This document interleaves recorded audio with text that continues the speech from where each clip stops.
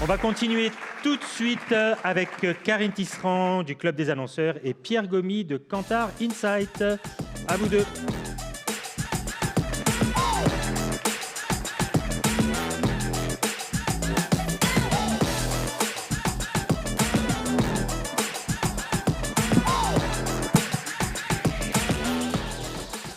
Karine, bonsoir à tous. Un petit mot sur ce qu'on vient d'écouter peut-être?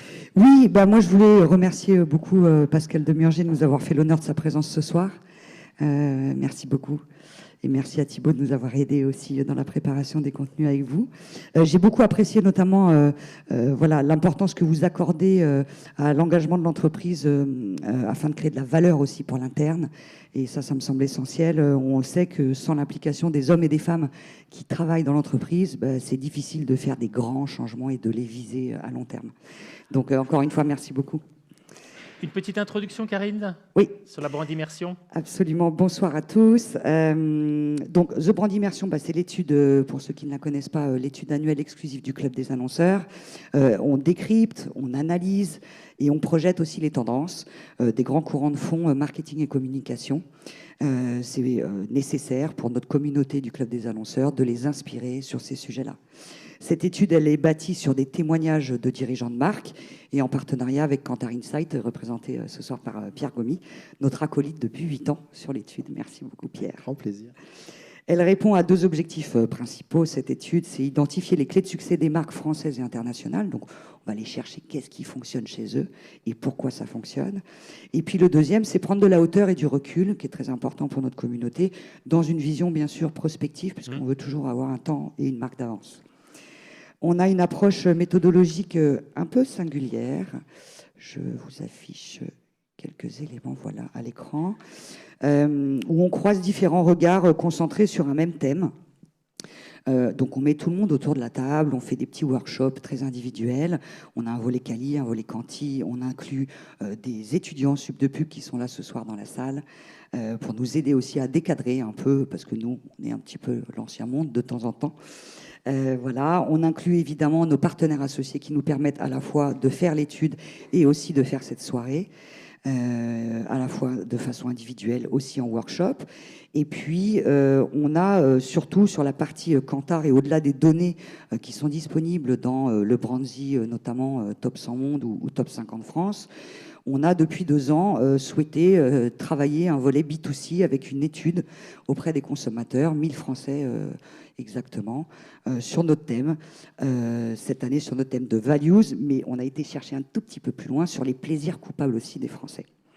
Du coup, cette étude The Brand Immersion, elle reste un rendez-vous marché, on le voit ce soir, au contenu exclusif, et puis que nous fixons maintenant depuis 8 ans, et on en est ravis. Alors, un peu plus d'informations sur ce thème, Values. Absolument. Alors, on sortait l'année dernière du thème How Much Is Enough, qui était vraiment centré sur la désirabilité des marques en termes de sobriété.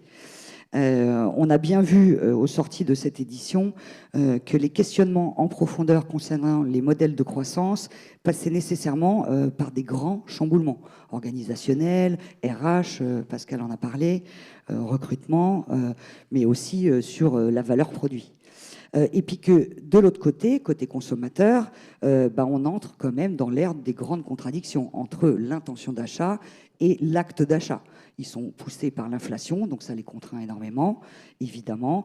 Il y a des tensions économiques et sociales, évidemment, mais il y a aussi encore une pénibilité, une difficulté à lâcher ce côté de j'ai envie de consommer, et de consommer parfois à outrance.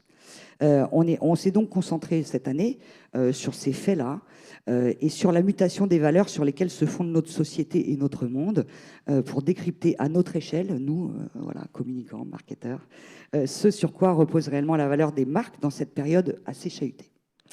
Ce soir, nous allons parler du coup de valeur et valeur au sens singulier comme au pluriel.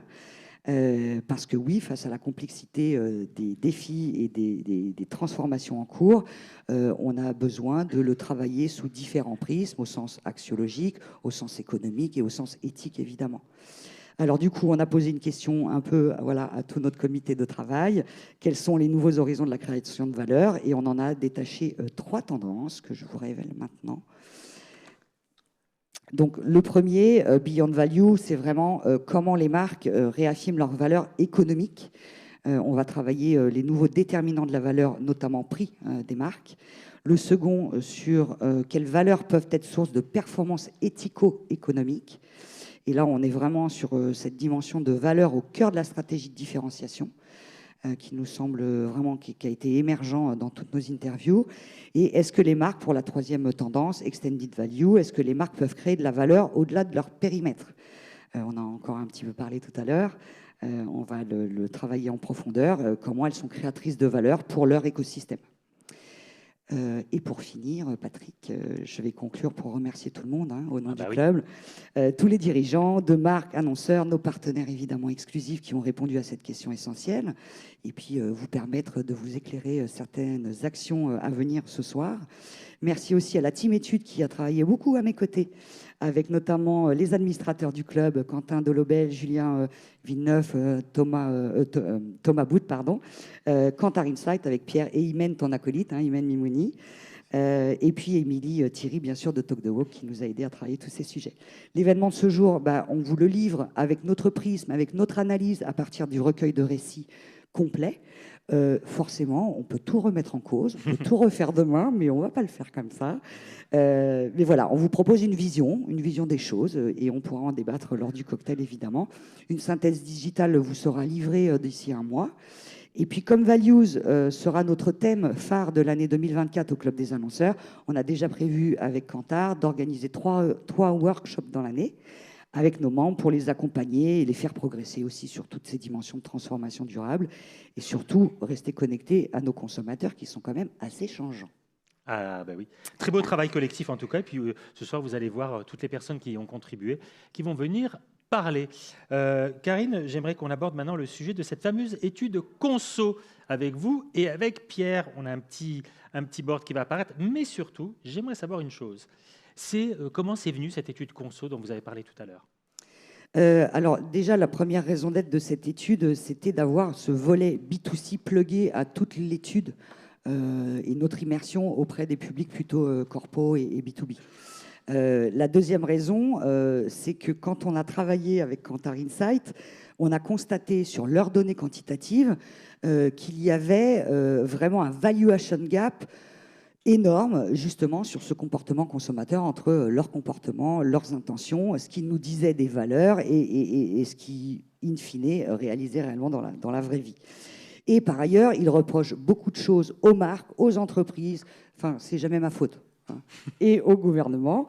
Et du coup, on s'est dit quand même, on va peut-être aller chercher un petit sujet de leur part de responsabilité dans tout ça. Et du coup, on a souhaité travailler autour de cette étude que Pierre va vous présenter dans la quasi-intégralité. 2 choses. 1, s'ils avaient conscience de leur impact de consommation au quotidien, et notamment sur 8 catégories les plus considérées comme toxiques et carbonées, c'est ça ? Et puis 2, s'ils se sentaient coupables de consommer ces catégories toxiques. Sommes-nous coupables, la vraie question. Et si oui, à quel point? Donc voilà, donc maintenant c'est Pierre qui prend le relais. Parfait, Karine, je vous invite à rejoindre la salle. On se retrouve pour la conclusion tout à l'heure. Et on va attaquer tout de suite avec Pierre. Pierre, je rappelle déjà que vous êtes Global Head Luxury et Head of Sustainability Central Southern Europe. C'est beau. Merci. Vous nous décrivez un petit peu, vous nous détaillez un petit peu l'étude, on y va? Oui, tout à fait. Je vais rebondir sur ce que disait Karine. C'est pas moi, c'est les autres. C'est une chanson d'Abdel Malik qui s'applique bien aux consommateurs. Et vous le voyez ici, puisqu'il reproche quand même pas mal de choses aux consommateurs. Ces chiffres sont issus d'une étude qu'on vient de diffuser en octobre, qui a été réalisée dans 33 pays auprès de 35 000 consommateurs.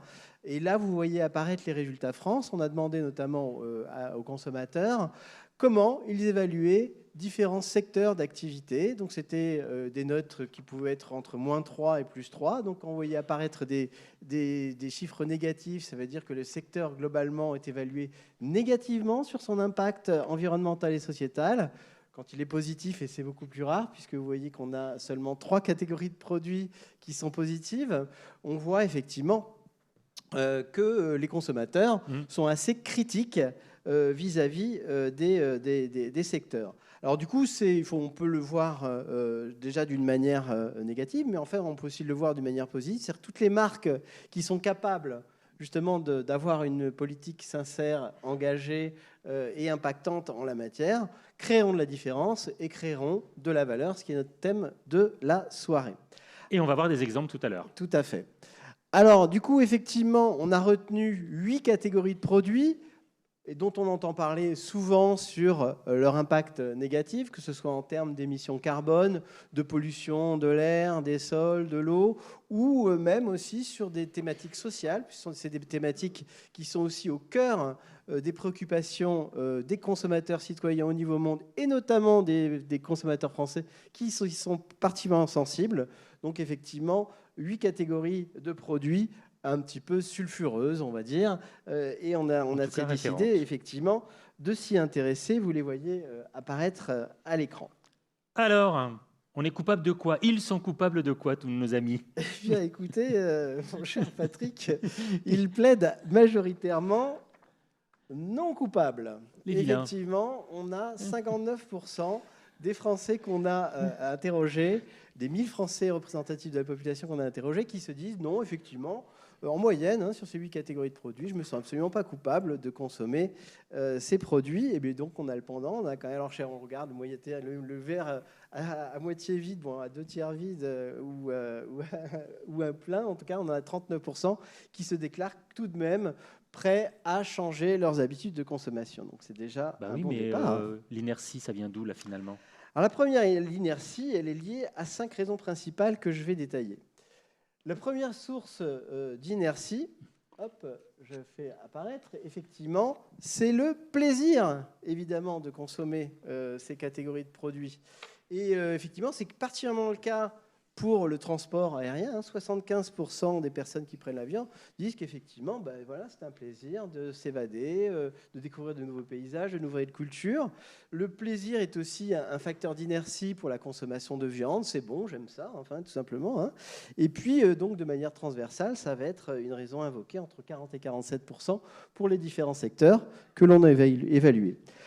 La deuxième, et sans surprise, raison que l'on a identifiée, c'est évidemment le prix, puisque généralement, les produits qui sont respectueux de l'environnement et de la société sont plus chers, puisqu'effectivement, ils sont soucieux de l'environnement et de la société. Et donc, effectivement, c'est le cas, c'est un frein pour 52% des Français quand ils achètent des fruits et des légumes, parce que les fruits et légumes qui sont bio, les fruits et légumes qui sont locaux, sont généralement plus chers. C'est aussi une raison invoquée, vous le voyez, pour 39% des acheteuses de vêtements, parce qu'elles déclarent que les grandes marques leur sont financièrement inaccessibles et qu'elles vont chercher le plus bas prix. Donc, hélas, la fast fashion, encore quelques raisons de prospérer.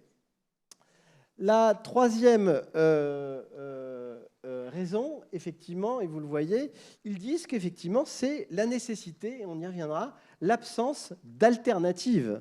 L'absence d'alternative parce que, par exemple, 85% des acheteurs d'eau en bouteille nous disent qu'ils n'ont pas confiance dans l'eau du robinet parce qu'ils n'ont pas assez de garantie sur la qualité ou ils n'ont pas, tout simplement, ils n'aiment pas le goût. Donc, il n'y a pas d'alternative pour eux, ils achètent de l'eau en bouteille. C'est la même chose pour les personnes qui renouvellent fréquemment leur smartphone, c'est-à-dire au moins tous les 2 ans ou moins. Et ils nous disent, moi je le fais parce que mon appareil il devient vite obsolète dès que je charge une nouvelle application. Ça ne marche plus. Donc moi j'ai besoin d'un nouveau smartphone pour pouvoir continuer d'avoir mon activité digitale. Même chose pour le transport aérien. Offrez-moi quelque chose qui soit aussi compétitif en termes de prix et qui me permette d'aller aussi loin.